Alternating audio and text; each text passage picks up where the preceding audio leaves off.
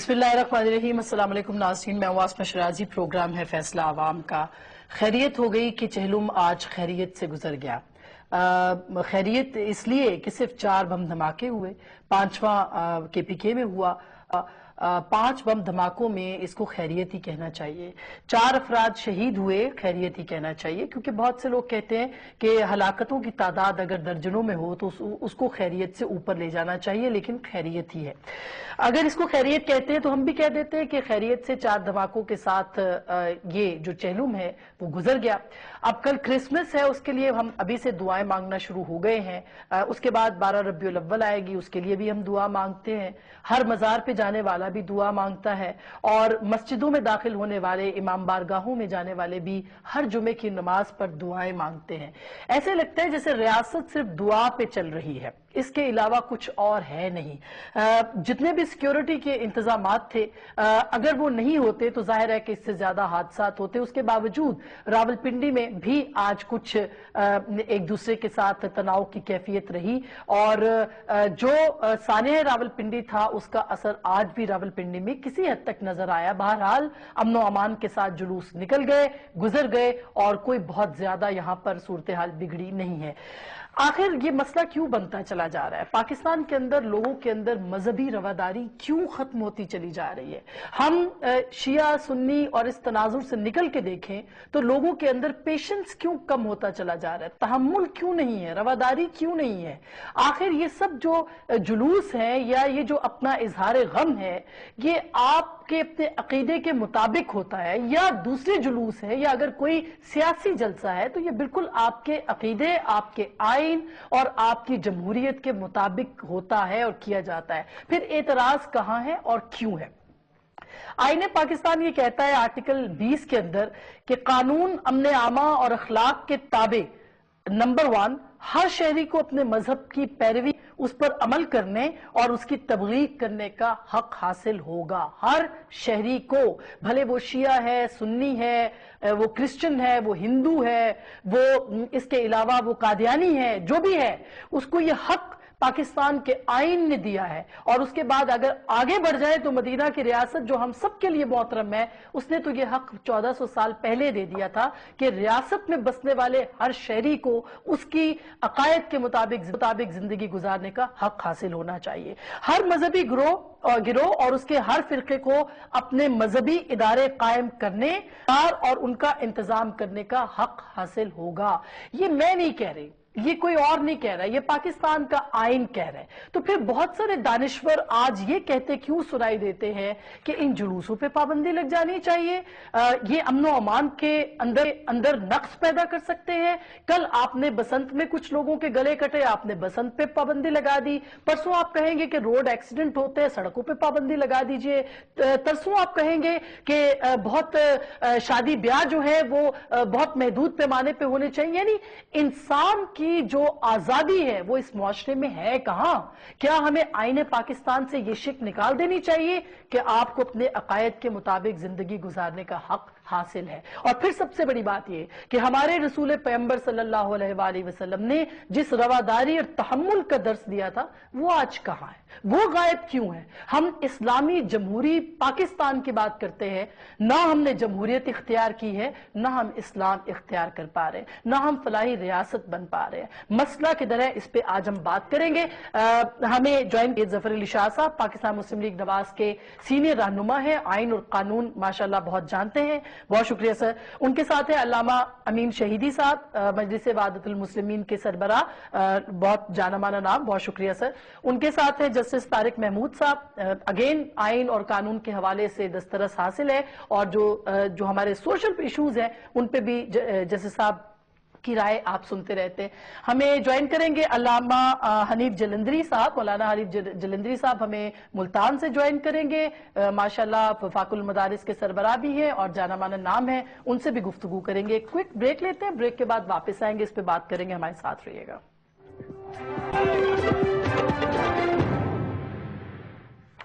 Welcome back ناظرین، ایک دفعہ پھر آپ کو خوش آمدید کہتے ہیں۔ ہم بات کر رہے ہیں کہ ریاست کے اندر جو مسلم اقلیتیں ہیں یا دوسری اقلیتیں ہیں، مثلاً قادیانیت ہے یا باقی کرسچنز ہیں، ہندوز ہیں، پارسیز ہیں، ان کے حقوق کا بھی تحفظ کرنا مسلم ریاست کا فرض ہوتا ہے۔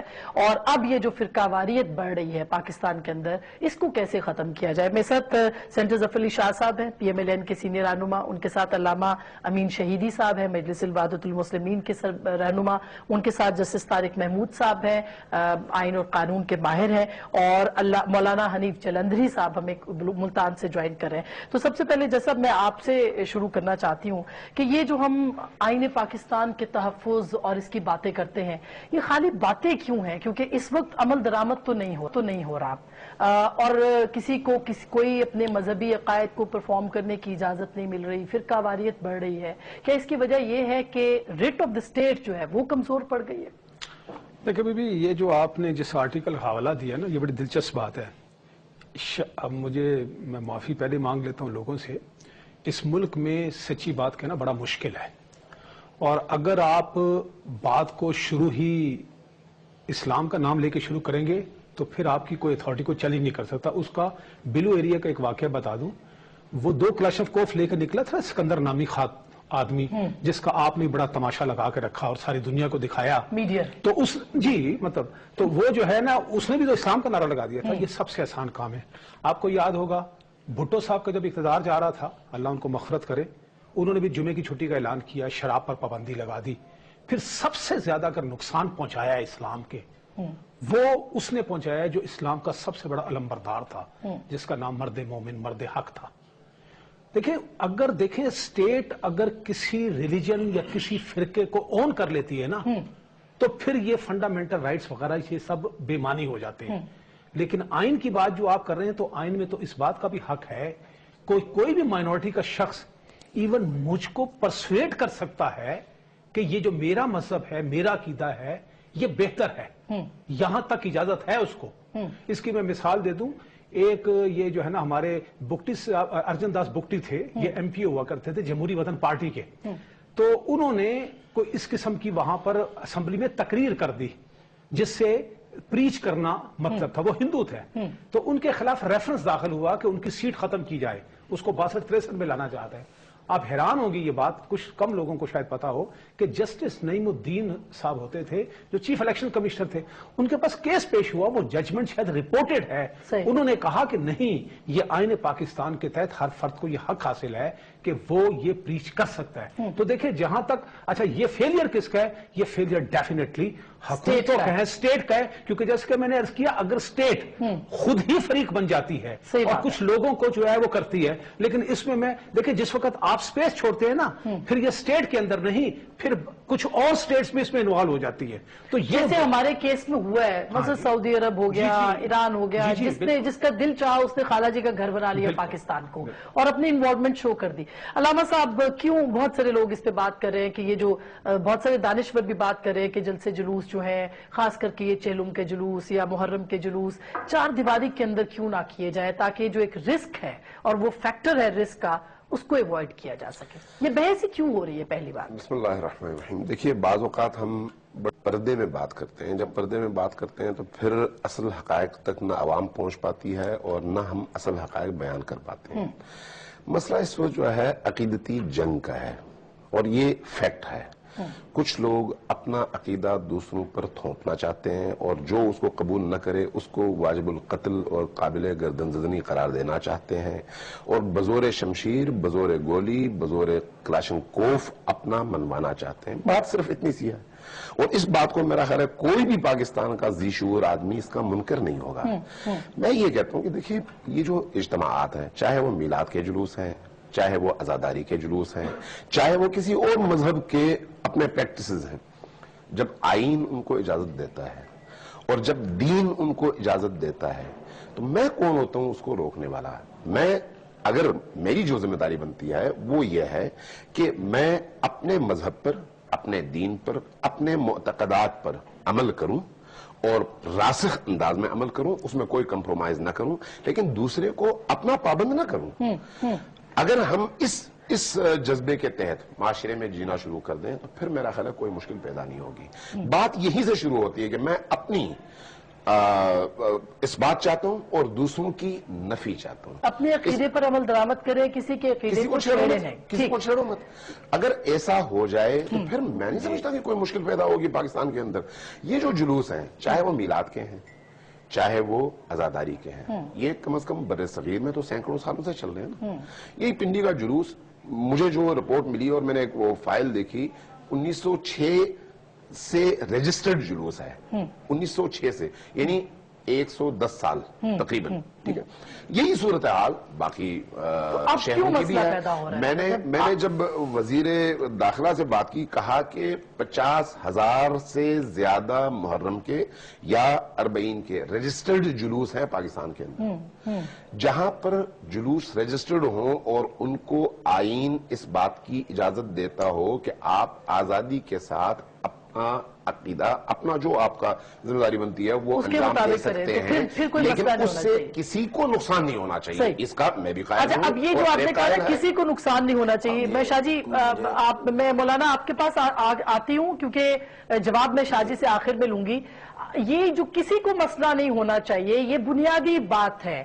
کیوں مسئلہ ہے؟ اگر 106 سال سے کوئی جلوس نکل رہا ہے, یا صدیوں سے اس برے صغیر کے اندر جلوس نکل رہے ہیں, عید میلاد کے نکل رہے ہیں, محرم کے نکل رہے ہیں, اور ہمارے جو اہل سنت بھائی ہیں وہ بھی ساتھ شریک ہوتے ہیں, تو پھر اب مسئلہ کیوں پیدا ہو رہا ہے؟ کیا واقعی کوئی اپنا عقیدہ تھوپنا چاہتا ہے کسی دوسرے کے اوپر؟ یہ وہ جنگ ہے. بسم اللہ الرحمن الرحیم. سب سے پہلے تو آپ کا شکریہ. آپ نے جو ابتداً تمہیدی گفتگو فرمائی, اس میں بہت سی باتوں سے اختلاف کیا جا سکتا ہے اور دلیل اور لاجک کے ساتھ کیا جا سکتا ہے. وقت کی کمی کی وجہ سے میں اس تفصیل میں نہیں جاتا. ایک بات جو آپ نے قادیانیوں کے حوالے سے فرمائی اور اس کی وضاحت بھی کر دی, میں اس بات پر پورا یقین رکھتا ہوں کہ ہر ایک کو آئین جو حقوق دیتا ہے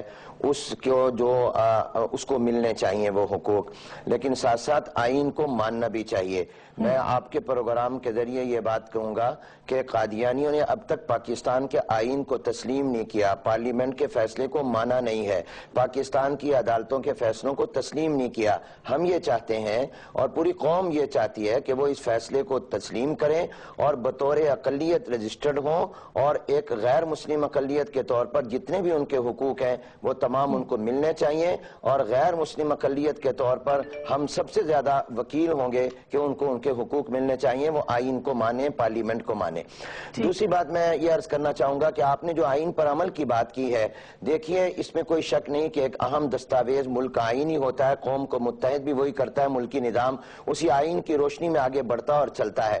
لیکن جب خود حکمران آئین پر عمل نہیں کریں گے, اس کو ردی کی ٹوکری میں پھینک دیں گے, اور جس وقت یہ کہا جائے گا کہ آئین تو ایک کاغذ کا ٹکڑا ہے اور اس آئین کی تمام دفعات کو نظر انداز کر دیا جائے گا, تو آپ بتائیے کہ عوام کہاں. میری ایک سابق وزیر اعظم سے ملاقات ہوئی, اس سے انہوں نے مجھ سے پوچھا, مولانا پاکستانی بیرون ملک جو ہیں وہاں تمام قوانین کا احترام کرتے ہیں, پاکستان آتے ہی ایئرپورٹ پر اترتے ہی قانون توڑنے لگ جاتے ہیں. میں نے کہا اس کی وجہ ناراض نہ ہونا آپ ہیں کہ جب آپ ملک کے بڑے لوگ جو ہوں گے وہ قانون اور آئین پر عمل نہیں کریں گے. آپ بتائیے کیا آئین اجازت دیتا ہے کہ یہاں پر مارشل لا ہے؟ کیا یہاں پر آئین اجازت دیتا ہے کہ آپ منتخب حکومت کو گھر بھیج دیں؟ تو اس لیے آئین پر عمل کی بات. جہاں تک آپ نے مذہبی آزادی کے حوالے سے آئین کا حوالہ دیا ہے, میں یہ سمجھتا ہوں کہ بالکل آئین حق دیتا ہے کہ ہر مکتب فکر کو, ہر مذہب کو جو پاکستان میں رہتے ہیں, وہ کسی بھی مسلم ریاست میں رہتے ہوں, نان مسلم میں رہتے ہوں, اس کے آئین کو فالو کریں اور اپنے حقوق کی پریکٹس کریں. ان کو آزادی ہونی چاہیے, لیکن مذہبی آزادی کی کچھ حدود بھی ہوتی ہیں, اس کے ساتھ کچھ شرائط بھی ہوتی ہیں. اگر مذہبی آزادی کسی کی دل آزاری کا باعث بنے, اگر وہ فتنہ اور فساد کا باعث بنے, اگر وہ تصادم اور ٹکراؤ کی طرف بالکل مولانا, یہ آپ نے جلندری صاحب آپ نے بالکل درست فرمایا کہ اگر کہیں پہ ایسا ٹکراؤ ہو یا جہاں فتنہ ہو, اس کو تو ریاست کو کنٹرول کرنا ہوتا ہے نا سر. یہ ریاست کی ذمہ داری ہے کہ وہ اس کو کنٹرول کرے. لیکن جیسے اگر آپ ہم عید میلاد کا جلوس نکالتے ہیں اور درود اور صلوات پڑھتے ہیں, تو مجھے یہ بتائیے گا اس میں کیا پرابلم ہے؟ کیوں لوگ اس کے خلاف ہے کہ وہ نہیں نکلنا چاہیے جلوس؟ کیا اس میں دقت ہے؟ دیکھیں میں آپ کو عرض کروں, ایسی کوئی بات نہیں ہے کہ اس طرح ہو. جو اس وقت میں صورتحال ہے, میں بھی جیسے ابھی یہ بات ہے کہ ہمیں تمام حقائق کو کھلے دل کے ساتھ دیکھنا اور سننا چاہیے اور اس پر ڈیبیٹ ہونے چاہیے. ان پروگراموں کا مقصد یہی ہوتا ہے 18 کروڑ عوام ہمیں دیکھ بھی رہے ہیں اور سن بھی رہے ہیں. آپ پچھلے پاکستان کی 10-15 سال کی تاریخ نکال لیں اور اس میں آپ دیکھ لیں کہ کن کن جگہوں پر جلوسوں کی بنا پر کیا نقصان ہوا, جانی نقصان کیا ہوا, مالی نقصان کیا ہوا, جلوسوں پر بھی حملے ہوئے, جلوسوں سے حملے بھی ہوئے. یہ ان تمام باتوں کو سامنے رکھیں, آپ 10 سال کا ریکارڈ دیکھ لیں اور اس صورتحال کو آپ دیکھ لیں. اچھا مولانا, میں شاہ جی کو بھی اس میں شامل کروں. آپ نے کہا جلوسوں پر بھی حملے ہوئے, جلوسوں سے بھی حملے ہوئے. یہ جو دوسرا جملہ آپ نے بولا ہے اس کی میں ضرور وضاحت آپ سے لینا چاہتی ہوں. لیکن شاہ جی, یہ جو آئین پاکستان ہے اور جو آپ کی حکومت ہے, اس کا کام یہ ہے کہ وہ لوگوں کو تحفظ فراہم کرے, نہ کہ اس طرح کی ماحول بنائی جائے کہ جس میں کہا جائے کہ فلانا جو ہے اپنے مذہبی عقیدے کے مطابق پرچار نہیں کر سکتا. آپ کو کیا لگ رہا ہے اس وقت دقت کہاں پہ ہے؟ کیا واقعی آپ ایک کنسنسس بلڈ اپ کر سکتے ہیں کہ لوگوں کو سمجھایا جائے کہ تفرقہ نہیں ہونا چاہیے؟ یہ حکومت کا کام ہے نا. دقت نہیں حکومت کی, لا اینڈ آرڈر مینٹین کرنا اور جان مال عزت کی حفاظت کرنا حکومتوں کا کام ہوتا ہے نا. چاہے کسی حکومت میں کوئی وہ ریلیجس اسٹیٹ ہے یا سیکولر ہے تو لیکن ذمہ داری تو حکومت پر ہوتی ہے. مطلب حضرت نے بڑی اچھی بات کی کہ بات دراصل یہ ہے کہ ایک تو عقیدت کی جنگ, جس طرح حضرت نے فرمایا کہ عقیدت کی جنگ اب بڑھتے بڑھتے بڑھتے اتنی آگے, دین کی جنگ تو نہیں ہے, یعنی یہ جو فرقہ واریت ہے بنیادی طور پر کوئی دین کی جنگ ہے, عقیدے کی جنگ. اب عقیدہ جو ہے یہ سیکنڈری ہے, مطلب اصل تو دین ہے. کوئی دین اسلام پر تو کبھی کوئی جھگڑا نہیں ہوا کسی پر. اور حرم شریف میں تمام فرقے کے لوگ کھڑے ہوتے ہیں, مطلب کوئی کسی نے نہیں کہا آپ دائیں طرف میرے شیعہ کھڑا ہے, بائیں طرف میرے سنی کھڑا ہے, ادھر کوئی اور کھڑا ہے, ادھر کوئی اور کھڑا ہے. آج ہو جاتا ہے, کبھی کسی کا فتویٰ میں نے نہیں سنا کہ جناب ان میں سے آدھوں کا آج ہوا اور آدھوں کا آج نہیں ہوا, مطلب ہے. لیکن یہ عقیدت والی جو بات اتنی ڈومینیٹ کر گئی ہے مطلب میں, اور جس کی وجہ سے ساری یہ بات شروع ہوئی ہے. اور پھر وہ نہ صرف یہ کہ اب عقیدت کا ہونا یا نہ ہونا کوئی چلو جرم نہیں ہے, مطلب یہ اب جنگ جو ہے نا وار شروع ہوگی اس بات کی. اور میں جس عقیدت کا ماننے والا ہوں, میں کہتا ہوں آپ جو میرے ہی عقیدے کو فالو کرو, جو میں نے کہہ دیا یہی تو ہے اسلام سارا, مطلب آپ کس چکر میں پڑے ہوئے ہیں, مطلب تو اس نے اتنی ہیٹ جنریٹ کر دی ہے, مطلب اور اوپر سے تھوڑا سا جو دوسرا مسئلہ ہے جو میں سمجھتا ہوں نفسیاتی اور سیاسی طور پر, کہ ہمارے جو اسٹیٹ ہے یہ ریلیجس اسٹیٹ ہے, مطلب ٹھیک ہے مانتے ہیں, میں تو عالم دین نہیں ہوں اتنا کہ اسلام کے نام پہ بنی ہے, اسلام کے نام پہ بنی ہے اور اسلام کے نام پہ ہے. اب اس میں یہ ایک طرف تو یہ ہے, مطلب اب دوسری طرف سے پولیٹیکل سسٹم بھی ہے, پولیٹیکل سسٹم کے اپنے ایڈیمز ہوتے ہیں, مطلب اب یہاں کا حالانکہ سب سے زیادہ جو رائیولری محبت یا ہیٹریٹ جو ہوتی ہے وہ پولیٹیکل پارٹیز میں ہوتی ہے, لیکن پولیٹیکل پارٹیز کی جو ہیٹ ہے یا نفرت ہے یا محبت ہے وہ وقتی ہے. تو اس کا مطلب ہے کہ کوئی نہ کوئی جو مذہبی بنیادوں کے اوپر تفریق ریاستی سطح کے اوپر اس کو سپورٹ حاصل رہی ہے. شاہ جی نہیں, وہ سپورٹ حاصل نہیں, میں یہ نہیں, میں نہیں سوچ سکتا کہ کوئی بھی اسٹیٹ پاور جو ہے مطلب ہے کہ وہ اس چکر میں پڑ جائے, لیکن ایک نہ جانتے ہوئے ایک مجبوری کے تحت. اب دیکھیں نا پولیٹیکل پارٹی میں ہر قسم کے لوگ ہوتے ہیں, پولیٹیکل پارٹی جنرل الیکشن آتے ہیں, ہر فرقے کے لوگ ہوتے ہیں, ہر عقیدے کے لوگ ہوتے ہیں.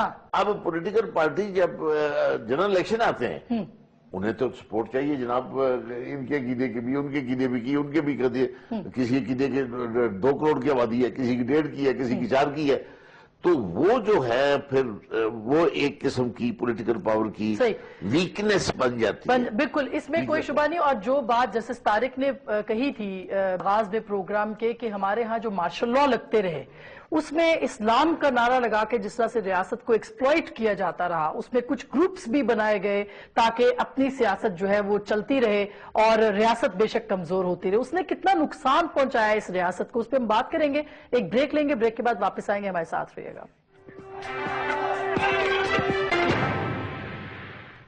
ویلکم بیک ناظرین, ایک دفعہ پھر آپ کو خوش آمدید کہتے ہیں اور بات کو, موضوع کو آگے بڑھاتے ہیں. پھر دقت کہاں پہ ہے؟ جیسے صاحب سب لوگ کہتے ہیں کہ سب اچھا چل رہا ہے, आइन अच्छा है, कानून अच्छा है, हुकूमतें अच्छी हैं, बुराई कहाँ पे? बीबी देखिए, बुराई तो 47 से शुरू हुई ना। माजरत के साथ शाह साहब ने भी एक बात की कि ये मुल्क इस्लाम के नाम पर बना है। मैं ज्यादा इस डिटेल में नहीं जाऊंगा क्योंकि मैंने कुछ ज्यादा क्रिटिसिज्म बर्दाश्त नहीं कर सकता। मैं गुजारिश ये है कि ये मुसलमानों के लिए बना था मुल्क। बीबी, ये हिंदू मुस्लिम की लड़ाई थी। अगर इस्लाम के नाम पर बना होता ना तो उस वक्त इस्लाम के जो बड़े बड़े लोग थे ना, वो उसको काफिर आजम भी ना कहते और वो जो है क्या नाम है मुखालफत भी ना करते। लेकिन छोड़ा, लेकिन एक बात है, जब बन गया उन्होंने मान लिया। दूसरी बात देखिए, गलतियां हुई। अगर इस्लाम के नाम पर बना था ना तो ईस्ट पाकिस्तान आपसे ना जाता। एक बात। दूसरी बात है, मैं नाम नहीं लूंगा, पिछले दिनों तकरीर भी, हमको ये चेंज करना पड़ेगा। देखो बीबी, यही तो गलती हुई। आज अब इंडिया में चली जाएं, ये ठीक है उस वक्त हिंदू और मुसलमान की तकसीम हुई थी, ये मानना पड़ेगा। लेकिन आज अब हिंदुस्तान जाएं और वहां जाके 10 आदमियों से पूछ लें आप कि आप कौन है, वो कहेगा पहले इंडियन हूं। ठीक है ना? अच्छा, दूसरी बात ये, हमारे यहां हमें कहा जा रहा है कि पहले तो मुसलमान हो। भाई, अगर आप पहले मुसलमान हो तो 85% तो अलहदा हो गए, 15% को आपने निकाल के बाहर फेंक दिया पाकिस्तान से। ठीक हो गया? अच्छा, उसके बाद अगर मजीद आगे चलें, ये जो हमने फिरका बंदी है, तो मुझे तो समझ नहीं आती हम कहां जाकर रोकेंगे। तो गुजारिश ये है कि मेरा ख्याल है पहले फैसला कर लें, क्योंकि देखिए अगर मुसलमानियत की अगर आपने उधर जाना है तो फिर वो जिस तरीके से हम जब उम्रा करने जाते हैं तो आपको पता है जिस तरीके से वो हमको सलूक हमारे साथ करते हैं, तो फिर सबको शामिल कर लेना। देखो बीबी, ज्योग्राफी तकसीम हो चुकी है, रियलिटी है, हम मुसलमान हैं अल्हम्दुलिल्लाह। ठीक है ना जी? लेकिन गुजारिश ये है कि ये एक इस वक्त प्रॉब्लम जो है इस मुल्क को है। इस मुल्क में और क्या क्या होता रहा, आपने नॉन स्टेट एक्टर खुद पैदा नहीं किए इस्लाम के नाम पर। आपने नहीं कहा हमने जिहाद करना है, आपने उनको ट्रेनिंग नहीं दी, आपने उनको क्लाशनकोफों का रास्ता नहीं दिखाया। अब वही मुश्किल बनी हुई है ना हम सबके लिए। बिल्कुल सही तो बात। गुजारिश ये है कि हम एक फैसला कर लें, हमें पाकिस्तान बना लें दे। अल्हम्दुलिल्लाह हम सब। अब मिसाल के तौर पर छोटी सी बात करता हूं मैं, तो इनके दो आलम आपने बिठा दिए माशाल्लाह, जलंधरी साहब भी हैं, ये भी है। एक खुदा के मानने वाले, एक रसूल के मानने वाले, एक कुरान को पढ़ने वाले, एक हज पर जाते हैं, एक उम्रा करते हैं, एक नमाज भी वही पढ़ते हैं, रोजा भी उस तरह रखते हैं, ज़कात भी अपना देने का अपना अपना तरीकेकार है। तो बीबी देखो, जहां इतनी चीजें कॉमन हो। और मैं आखिरी बात बता दूं अपनी जाती, बीबी जब मैं छोटा होता था ना बचपन में, तो मेरा चूंकि कोयटा से ताल्लुक है, जिस अलमदार रोड की आप बात करते मेरे पड़ोस में था सबील, तो हम लगाया करते थे। लेकिन अब क्या हो गया है? बिल्कुल। अब जलंधरी साहब, आप लोग पत्थर क्यों उठाते हैं जो सलीब लगाते थे? क्यों लोगों के जहनों में ये तफरका पैदा कर दिया गया है? और आपने ये भी कहा कि बहुत सारी चीजें ऐसी हुई हैं जो कि नहीं होनी चाहिए थी, किसी की आजादी पे जद ना पड़े। कहाँ आजादी पे जद पड़ी है और क्यों हम अपने अपने फिरकों में सिर्फ महदूद होकर रह गए? आपके इस सवाल का जवाब देने से पहले दो बातें मैं जरूर अर्ज करना चाहूंगा। पहली बात तो यह है कि इस पाकिस्तान में इस्लाम का नाम मिसयूज हुआ, गलत इस्तेमाल हुआ और आज भी हो रहा है। और हमारे मसाइल की एक बड़ी बुनियादी वजह मदहब का मिसयूज है। हम सबको अपने मदहब का और अपने दीन का और इस्लाम का गलत इस्तेमाल बंद कर देना चाहिए। पाकिस्तान में जमहूरियत और डेमोक्रेसी का भी मिसयूज हुआ और आज तक हो रहा है। पाकिस्तान में आइन और कानून भी मिसयूज हुआ और आज तक हो रहा है। दूसरी बात यह है कि पाकिस्तान, जस्टिस साहब का नुक्ता नज़र है, हमें तो हमारा नुक्ता नज़र यह है कि ये इस्लाम के लिए बना, ये मुसलमानों की हुकूमत के लिए सिर्फ नहीं बना, इस्लाम की हुकूमत के लिए बना। तकसीम से पहले भी वहाँ मुसलमान हुकूमत में थे, फिर भी आ सकते थे। मैं इस पर बहस नहीं करता क्योंकि ये हमारा असल मौजू नहीं है। लेकिन पाकिस्तान इस्लाम के नाम पर बना और अब पाकिस्तान में इस्लाम, यह पाकिस्तान के आइन का तकादा है। 73 का आइन आप देख लें और उस आइन के आपने भी कुछ हवाले दिए उसमें मौजूद है। जहां तक ये बात है कि एक जमाना था रवादारी का, तहम्मुल का, बर्दाश्त का, इसके बहुत सारे असबाब हैं और उन असबाब के ऊपर गौर होना चाहिए। मैं समझता हूँ कुछ मुल्की असबाब हैं, दाखिली हैं, कुछ खारजी हैं, बहुत सारे अवामिल हैं। जब आपने खुद पाकिस्तान के अंदर दूसरों की जंग लड़ी और पाकिस्तान में खुद आपने तरबियत दी, ट्रेनिंग सेंटर खोले, तो जाहिर है कि उसका अल्टीमेटली नतीजा तो निकलना था। बिल्कुल, आपने बहुत खूबसूरत बात की है जलंधरी साहब। लेकिन आप मुझे ये बताएं, मैंने हाल ही में एक लिस्ट पढ़ी जो बैंड आउटफिट्स की थी और आपको हैरत होगी कि तकरीबन 2-3 छोड़ के मजहबी जमातें तमाम की तमाम बैंड थी कलदम, और वो कलदम दंदनाती फिर रही हैं। उनको कोई रोकने वाला नहीं है, उनको कोई टोकने वाला नहीं है, वो जो मर्जी कहें, जो पंफलेट मर्जी छापें। ये कौन सी रियासत है सर? और क्या ये अभी तक, आप कह रहे हैं माजी में, क्या अभी तक उनको सरपरस्ती नहीं है हासिल? ये इस सवाल तो आप जफर अली शाह साहब से करें, इसका जवाब तो उनको देना चाहिए کہ ریاست کہاں ہے، اسٹیٹ کہاں ہے، اور ریاست اپنی رٹ جو ہے وہ قائم کرتی ہوئی نظر کیوں نہیں آتی؟ اگر ریاست ہوتی اور رٹ ہوتی تو آپ یقین کریں کہ راولپنڈی کا سانحہ نہ ہوتا، کراچی میں ٹارگٹ کلنگ نہ ہوتی، یہ خیبر پختونخوا میں اور پاکستان کے مختلف علاقوں میں آئے دن جو بم دھماکے ہو رہے ہیں، خودکش حملے ہو رہے ہیں، جو صورتحال نظر آ رہی، مجرم دندناتے پھر رہے ہیں، یہ تمام کی تمام صورتحال نہ ہوتی۔ بدقسمتی تو یہی ہے کہ ہمیں ریاست نظر نہیں آتی، اور اگر کہیں ریاست سٹینڈ لیتی ہے تو پھر ہم اپنا پریشر اور دباؤ لاتے ہیں، اور حکومت کی کمزوری کہ وہ پریشر کے آگے جھک جاتی ہے، وہ اپنا کلچر تبدیل کرے، وہ طاقت کا کلچر ختم کرے۔ آپ جسٹس طارق محمود صاحب سے پوچھیں چیف جسٹس کی بحالی کی تحریک کیوں چلانی پڑی، اور چیف جسٹس جو بحال ہوئے کسی لاجک اور دلیل سے ہوئے یا ایک پریشر اور دباؤ سے ہوئے؟ یہ کلچر قوم کو دباؤ میں فیصلے کرنے کا اور دباؤ میں بات کو ماننے کا آپ نے بڑا خوب جملہ جو ہے نا جسٹس صاحب پہ پھینکا ہے، میں آپ کی دانش مندی کی بڑی قائل ہوں، اور جسٹس صاحب بھی مسکرا رہے ہیں۔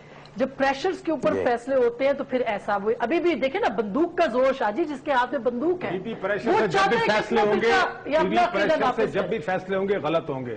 یہ بھی آپ سن لیں، مثال کے طور پر سپریم کورٹ میں ایک کیس چل رہا ہو، ایک آدمی جو ہے نا دیکھنا کسی بھی ایم این اے کے لیے یہ کون سی معمولی سی بات ہے کہ 5,000 کا جمگھٹا نہیں کٹھا گا، اگر 5,000 کا وہاں پر آپ جمگھٹا کر نعرے بازی لگا دیں گے، اگر آپ آئین اور قانون کو چھوڑ کے اس کے بنیاد پر فیصلہ کریں گے تو فیصلے غلط ہوں گے۔ یہ تو ہے نا، اب شاہ جی وہ کہہ رہے ہیں ریاست تو آپ ہے نا، حکومت تو آپ ہے، وہ جو بینڈ آؤٹ فٹ کی لسٹ ہمارے پاس آتی ہے کہ یہ ٹی وی پہ بھی نہیں آ سکتے، ان کو آپ دکھا بھی نہیں سکتے، ٹی وی بھی دکھاتے ہیں، ان کو بٹھا کے پروگرام بھی ہوتے ہیں، ان کو کوئی پیمرا کو کوئی گورنمنٹ کہتی بھی نہیں ہے، تو مجھے بتائیں کہ پھر کہاں ریاست ہے؟ ایک اتنا سا کام تو ہو نہیں سکتا۔ ریاست بھی ہے، اور ریاست بھی تو طاقت کے طور پہ کرتی ہے نا، اس کی ریٹ بھی ہے، ایسی نہیں ہے کوئی بات ہے۔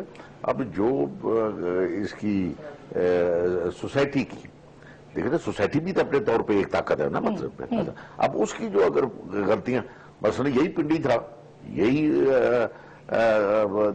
10ویں کے عاشورہ پر یہاں پر کیا ہو گیا، وہ کوئی اسٹیٹ کی، یہ میں ضرور کہتا ہوں کہ اسٹیٹ کی شاید لاپرواہی ہے، اسٹیٹ کو چاہیے تھا اس کو پریمپٹ کرنا چاہیے تھا کہ حالات اس قسم کے ہیں تو ان کو نظر رکھنی چاہیے تھی قابو، وہ نہیں ہوا، سانحہ بڑھ گیا، آگ لگی، آگ لگتی چلی گئی۔ تو آج کا بھی دن ہے، وہی جگہ ہے، وہی بازار ہے، وہی شہر ہے، وہی اللہ تعالیٰ کی مہربانی سے کچھ بھی نہیں ہوا، اسٹیٹ نے اپنے طور پہ اپنے عقل مندی سے اس کو کنٹرول بھی کر لیا۔ اور شاہ جی مگر آج جو کہہ رہے ہیں نا، آج بھی کچھ ہوا پنڈی میں، ہاں البتہ میڈیا نے اپنا رول اچھا پلے کیا ہے سر۔ نہیں وہ جو ہوا نا جی، وہ بھی جو ہوا ہمیں پتہ ہے مطلب، لیکن وہ اس کو آپ اتنا نہیں کہہ سکتے، چھان نہیں سکتے، صحیح بات تو یہ اب ریاست ہر آدمی کے ساتھ تو نہیں لگی ہوئی، مطلب ہے نا، یہ کرائم جو ہے اپنے طور پہ، جو انڈیویجل کرائم ہے، اسٹریٹ کرائم ہے، جو ٹرائبل کرائم ہے، محلے کا کرائم ہے، یہ ہوتے رہتے ہیں۔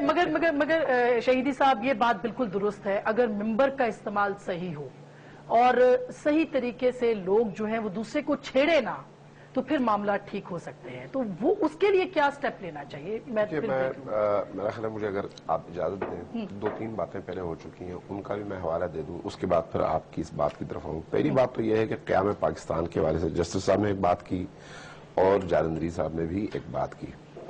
قیام پاکستان کے موقع پر سب سے زیادہ قیام پاکستان کی مخالفت کرنے والی جماعت جمعیت علماء ہند تھی۔ البتہ پاکستان بننے کے بعد انہوں نے قبول کر لیا، اس میں کوئی شک نہیں ہے، لیکن قیام پاکستان کی شدید ترین مخالفت جمعیت علماء ہند نے کی، جو آج پاکستان میں جمعیت علماء پاکستان ہے، جس کا تعلق دیوبند مکتب فکر سے ہے، لہذا اس کی ایک دفعہ ہمیں اصلاح کر لینی چاہیے۔ اور دوسری بات، حکومت کی رٹ کے حوالے سے آپ نے بات کی اور بین جماعتوں اور آرگنائزیشنز کے حوالے سے بات کی۔ دیکھیں، جس ملک کے اندر ہماری سیاسی جماعتیں اپنے ووٹ بینک کی حفاظت کے لیے، اقتدار تک پہنچنے کے لیے جب ایسی جماعتوں کی سرپرستی کریں، ان کے سر پر ہاتھ رکھیں چند ووٹوں کی خاطر، اور اس دفعہ تو یہاں تک ہوا، ابھی جو مئی میں انتخابات ہوئے، کہ جو شخص 100 سے زیادہ قتل کے کیس میں جیل میں تھا، اس کو بھی ہماری جو موجودہ حکومت کی پارٹی ہے انہوں نے اس طرح سے اس کو وہ کر لیا کہ ان کو اجازت ملی, انہوں نے جیل میں رہ کر انتخابات میں حصہ لیا اور ووٹ بھی لیے. میرا سوال یہ ہے کہ یہ جو آپ 61 اور 62 کی بات کرتی ہیں آرٹیکل کی, تو وہ پھر وہ کہاں چلا گیا یہ سب کچھ؟ اب جب آپ اس کی بات کرتی ہیں کہ بھئی علماء کی ذمہ داری کیا ہے اور کس طرح سے میں مولانا یہ بریک کے بعد اس پہ بات کر لوں, کیونکہ مجھے بریک کا کہا جا رہا ہے. میں آپ کے پاس آؤں گی, اس کا جواب بالکل آپ سے لوں گی. ایک کوئک بریک لیتے ہیں, بریک کے بعد واپس آئیں گے, آپ ہمارے ساتھ رہیے گا.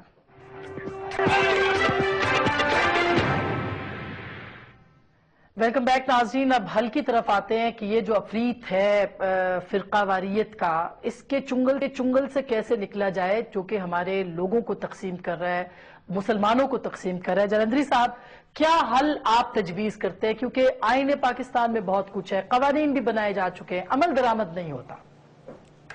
حل سے پہلے میں ایک چیز کا صرف ریکارڈ کی درستگی کے لیے عرض کر دوں کہ قیام پاکستان کی تحریک کے وقت میں کچھ علماء کرام کانگریس کے نقطہ نظر کے ساتھ تھے, کچھ مسلم لیگ کے.